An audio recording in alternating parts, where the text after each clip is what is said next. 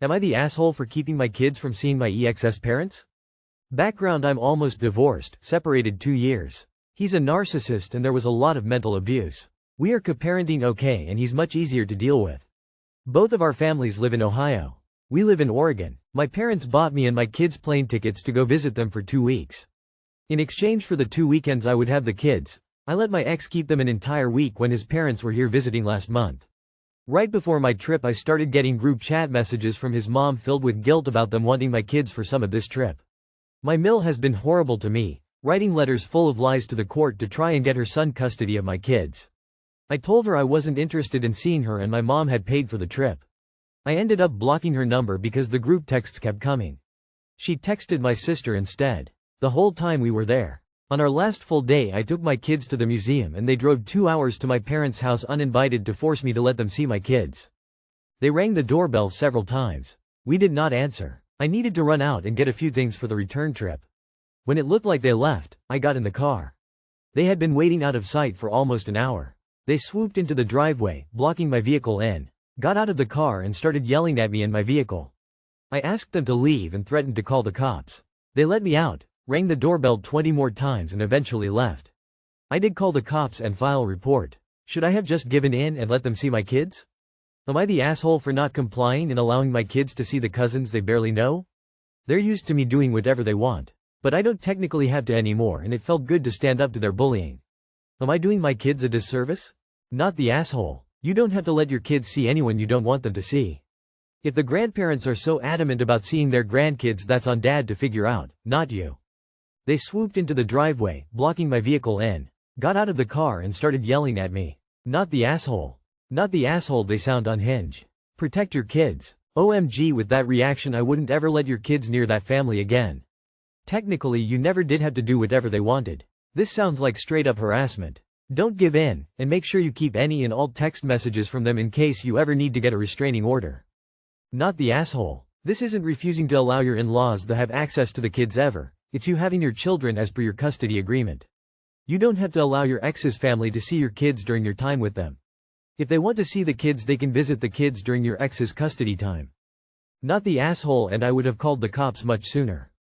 Am I the asshole for losing my temper at my girlfriend over visiting my mom's grave on her death anniversary? Throwaway account. Me, 31M, and my girlfriend, 29F, have been together for 7 years. Tomorrow is the 4-year anniversary of my mom's death. Plan was she'd come with me to my hometown today. We'd get there in the evening, cause it's closer to the city where she has a work meeting TMRW morning. I told her a few times how important it was for me we go to the cemetery before her train. I asked also multiple times when her train actually leaves, but all I got was, morning. She only finally checked in the car and said 10 a.m. I thought okay, that's fine, we just wake up like an hour earlier, no big deal. Then she said if she had known earlier about the cemetery she would have planned different and just gone straight from home to the meeting instead of coming with me. That really hurt cause I did tell her before. It felt like she acted like I dropped this last minute or forced her into it, which isn't true. Before I got mad she suggested I could drop her at another station tomorrow that's closer to the cemetery. Logistically fine, I told her that. But the point wasn't the station or timing. The problem was I even had to push her about coming to my mom's grave at all. At that point I snapped. Told her it's disrespectful, felt like I don't matter, and out of frustration I even said fuck you. After that we just sat in silence. Later when we passed the airport she suddenly said she wants to get out there and take a train from there. When she got out she cried and told me again she already gave a solution with the other station. I said the station was never the issue, it was how little I felt she cared. And honestly this isn't the first time. When my mom died 4 years ago, on the day of the funeral, she left to go to a family friend's 50th birthday party instead of staying with me and my family. I buried that feeling, but moments like this bring it all back. Our relationship has been rocky for a while and in the car I kept thinking maybe I should just end it. So, am I the asshole for snapping, swearing at her and getting so angry? English not my first language, sorry for mistakes. Edit. She left after the funeral, in the evening. Edit 2. My girlfriend just met my mom once, when she was already very sick and shortly died afterwards from cancer. Are you kidding me? This woman did not stay with you the day of your mother's funeral? I know you were in shock and grieving, but you should have dumped her callous self way before now. Man, this is awful. She does not deserve you. Or anyone. Go find someone who will actually love and support you. I am so sorry that you lost your mother. I know how much visits to the graves of loved ones mean to so many of us who are grieving. It says so much that she just could not be bothered. Take care. Treat yourself well. Start by getting rid of that horrid woman. Not the asshole. Jesus, just end it already. She doesn't care enough about you or your family to be your mate. I wouldn't even want a friend like that. Not the asshole and the asshole to yourself for letting it happen to yourself. You deserve better. Not the asshole, but this relationship clearly has more investment from you than from her.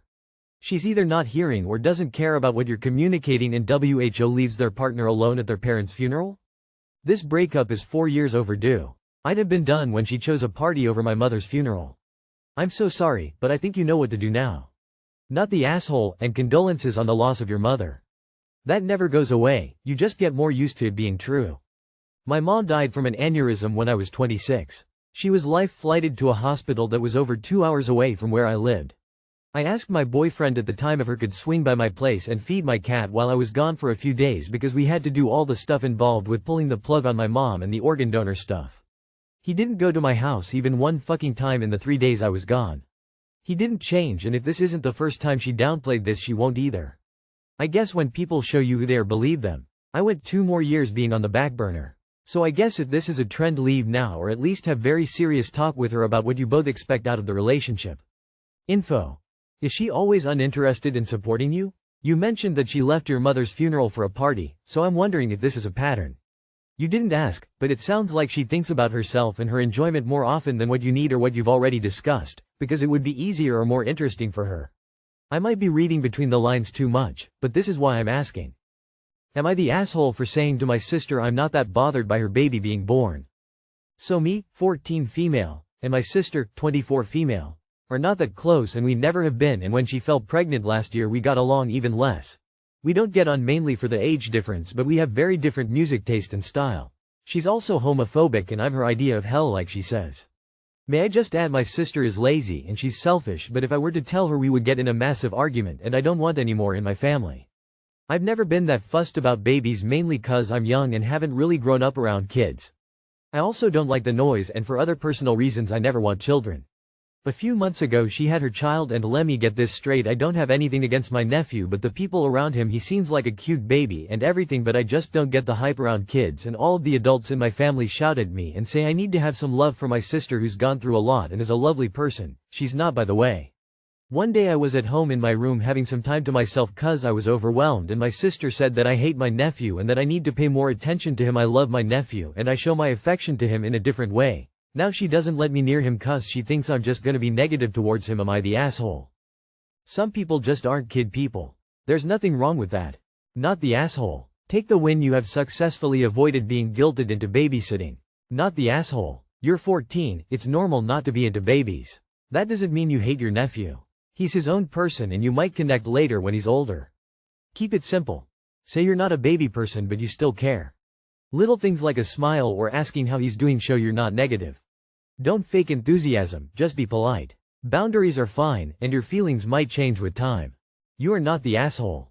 Your sister is probably trying to get you to babysit for free, which means diapers and wipes. Live your life, it doesn't matter what your sister says. Not the asshole. You're 14. Nobody should expect anything from you because you're literally still a kid. Do your thing. It's great that she won't let you near the kid. She can't ask you to babysit. This is a blessing in disguise. You are allowed to be 14. Edit to add. Not the asshole. Am I the asshole for not chatting with my wife during our long-haul flight? My wife and I have been married for 4 months. We were visiting family back in our native country, and this was our first long-haul, 14 hours, flight together. Our honeymoon had been an hour-long flight. To give some context, I work in the morning and have a consultancy firm too, and my weekdays, and some weekends are super busy. These flights have always been the rare times where there's nothing I can productively do, and so I just look out the window or read some Sherlock Holmes. My wife and I chatted during the initial hour, but then I fell into my routine of reading and looking out. Whenever my wife talked about the events we'll be attending here, the people we're seeing, I would definitely engage, but admittedly I wouldn't be putting too much effort into the conversation. And my wife didn't talk much either after a few hours, which I now realize was her being pissed off. When we were at the carousel and I made a joke about a strangely shaped suitcase, she said, "You want to talk now?" and told me how rude I'd been during our flight. It was news to me and I said I was just trying to follow my regular routine, but she was still in a bad mood. She's good now, but she did say that she'd thought our first long flight together would be a certain way and I disappointed her. We have a flight of the same length back at the end of our 2 weeks, so I wanted to ask if I was the asshole here or my wife was the one being unreasonable? Nah, you both had expectations for how that flight together would go. Neither of you communicated your expectations. You just expected the other to pick up on it. Nah, but if I could give you a piece of advice that I wish I had when I first got married. Start making new routines with your wife instead of falling into the regular ones you formed when single. Not to say you can't keep some, but it can't be what you always do. So it sounds like you followed your normal routine of when you travel alone. No one wants to feel completely ignored by their spouse. And then instead of said spouse apologizing, they run to Reddit? Honestly, who cares what any of us think? It matters what your wife thinks. You obviously hurt her feelings. Do you think she would be any less hurt if everyone piled onto your one-sided telling of the event and patted your back that you were right? Absolutely not. Get off Reddit and focus on your marriage, unlike what you did on the plane. Nah, but look, if you're this busy and always moving, she was probably looking forward to spending some quality time together the same way you were looking forward to doing nothing. You both need to be aware of what is each of you need, and communicate and find compromises. Jumping to, which of us is the asshole here, isn't helpful to a marriage. It doesn't matter what any of us think, bro. It's about you developing an us attitude. You are an us now, not a me. You need to look at old habits and think about us. Meaning talk to your wife and not with the goal of being right or proven wrong. She needs to do the same. Remember, trust is something easy to break and tough to fix. And behavior is a language. You were literally screaming at her the entire trip and the message was, F off and leave me alone. So you've been married 4 months, you're always busy and never have any time to do non-work things, and now that you finally have a little time to relax with your new wife, you want to take that time to look out a window for 14 hours? And don't see why she might think it's a dick move. You are the asshole.